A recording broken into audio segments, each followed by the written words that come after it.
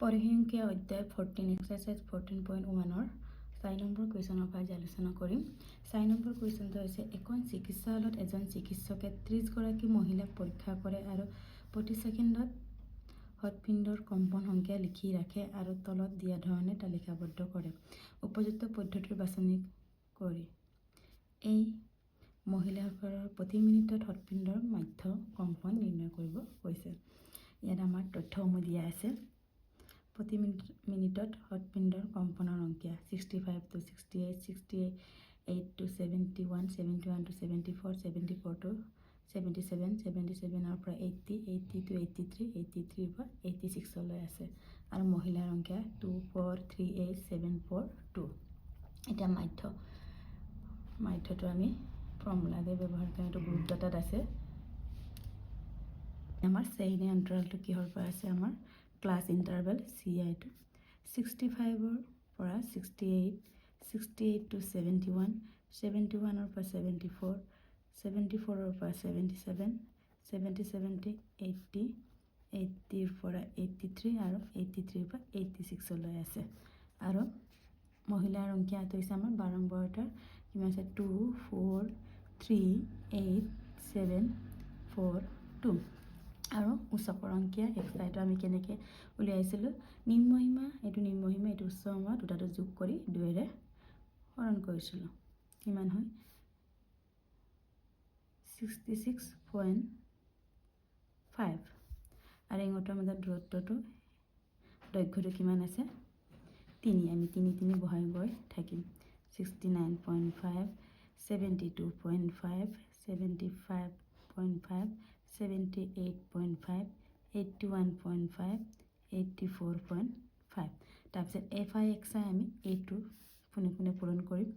কিমান হ'ব 66.5 to 133, 69.5 into 4 278, 72.5 into 3 to 17.5 আকৌ 75 into 0.5 into 8 কিমান হয় আমাৰ 604 আকৌ 78.5 into 7 5495 আকৌ 81.5 into 4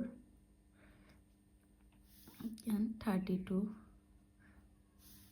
326 আৰু 84.5 into 2 169। তাৰপিছত আমি কি কৰিম ইয়াৰ যোগফল উলিয়াম।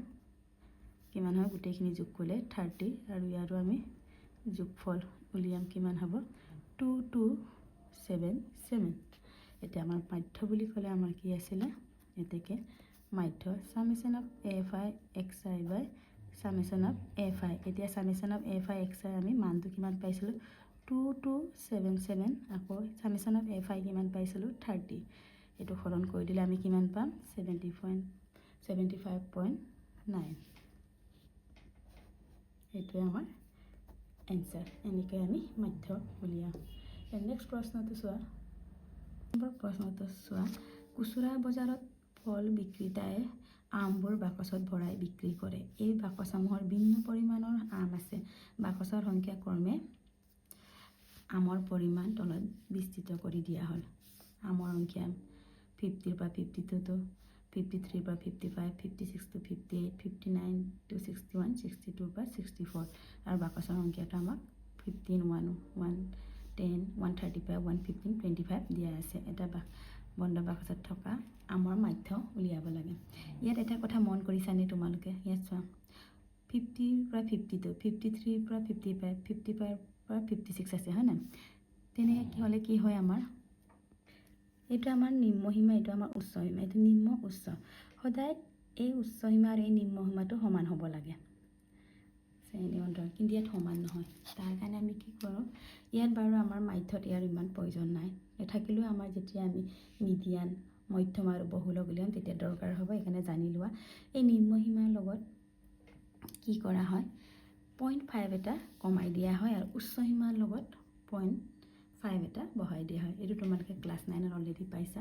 কিমান 0.5 এটা নিম্নসীমাৰ লগত কমাই দিয়া আৰু উচ্চসীমাৰ লগত 0.5 এটা বহাই দিয়ে। এইটোক কয় শ্ৰেণী পৰিবদ্ধ। ইয়াত প্ৰয়োজন নহ'লেও তোমালোকক মই লিখি দিছোঁ পিছত দৰকাৰ হ'ব।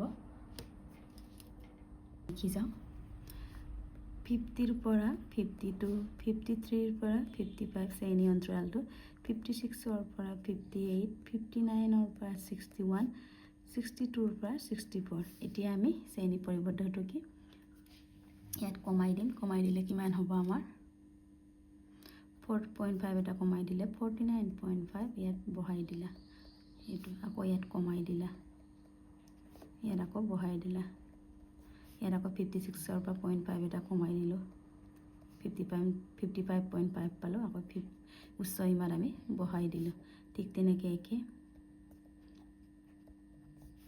62ৰ পৰা 0.5 এটা কমাই দিলে আমাৰ 61.5ৰ এইটো 64.5 এতিয়া আমাৰ এইটো সমান হৈছেনে চোৱা এনেদৰে সমান হ'ব লাগে আৰু এতিয়া এক্সটো এই দুটা যোগ কৰি বা এই দুটা যোগ কৰি একেই পাম আমি 2ৰে হৰণ কৰি কি পাম আমি 51 54 57 60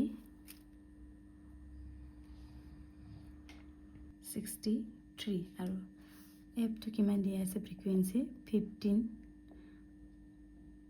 110 135 115 25 আকৌ আমি FIX এইটো দুটা পূৰণ কৰিম কিমান হ'ব 51 into 50 51 into 15 765 54 into 110 5940 57 into 135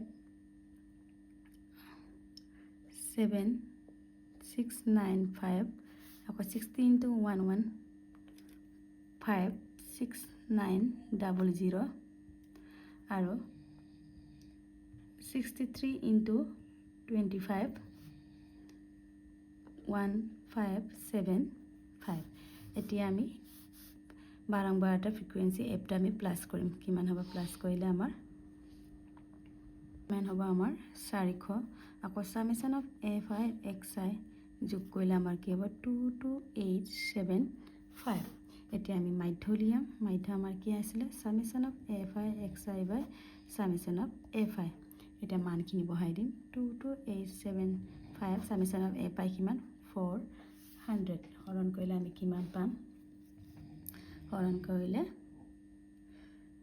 57.18 আৰু তোমালোকে ডকুমেণ্ট পিছত আৰু পাবা কিন্তু তোমালোকে এটা বা দুটা ওলাই দিলে যথেষ্ট এইটো আমাৰ এনসাৰ এতিয়া নেক্সট প্ৰশ্নটো চোৱা নম্বৰ প্ৰশ্নটো চোৱা এটা অঞ্চলৰ 25 ঘৰৰ মানুহৰ কাৰ্যত দৈনিক খৰচ তলত তালিকা দেখুৱাইছে দৈনিক খৰচ এইটো দিয়া আছে 100 পৰা 150 150 পৰা 200 200 পৰা 250 250 পৰা 300 আৰু 300 পৰা আমাৰ 350 দিয়া আছে আৰু ঘৰৰ সংখ্যা দিয়া আছে 4 5 12 22 এতিয়া আমি ইয়াৰ মাধ্য উলিয়াব লাগে এতিয়া আমাৰ শ্ৰেণী অন্তৰালটো ক'ৰ পৰা আছে 100ৰ পৰা 150 150ৰ পৰা 150 200 200ৰ পৰা 250 250ৰ পৰা 300 আকৌ 300ৰ পৰা 350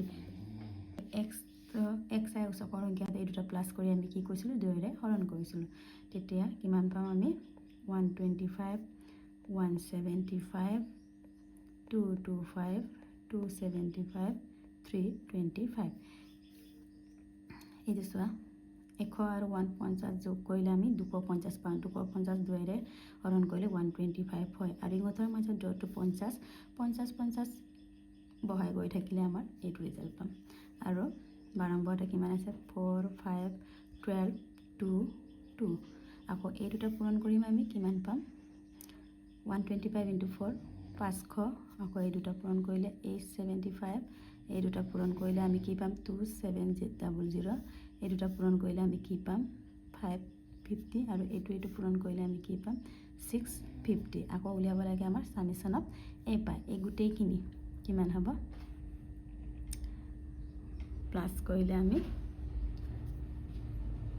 25 আমাক প্ৰশ্নটো আমাক 25 দিয়াই আছে আকৌ সামেশন অফ FIXI মানে এই গোটেইখিনি যোগফল আমাৰ কিমান হ'ব 5275 আমি মাধ্য উলিয়াম এটাকে মাধ্য আমি কি জানিছিলোঁ summation of FIXI by summation of FI এতিয়া সামেশন অফ FIXI কিমান হয় আমাৰ 5275 সামেশ্যন অফ a5 25 হৰণ কৰিলে আমি কিমান পাম 211 মই অকল কিয় ডাইৰেক্ট মেথডত কৰিছোঁ মই ভাবোঁ ক্লাছ 10 পোৱাৰ লগে চবে ইয়াত ইনটু পূৰণ হৰণ চবে কৰিব পৰা যোগ বিয়োগ এইখানে মই ডাইৰেক্ট মেথডটো মই ব্যৱহাৰ কৰি আছোঁ কাৰণ এই মেথডত অকল আমাৰ যোগ কৰিব লাগে পূৰণ কৰিব লাগে আৰু হৰণ কৰিব লাগে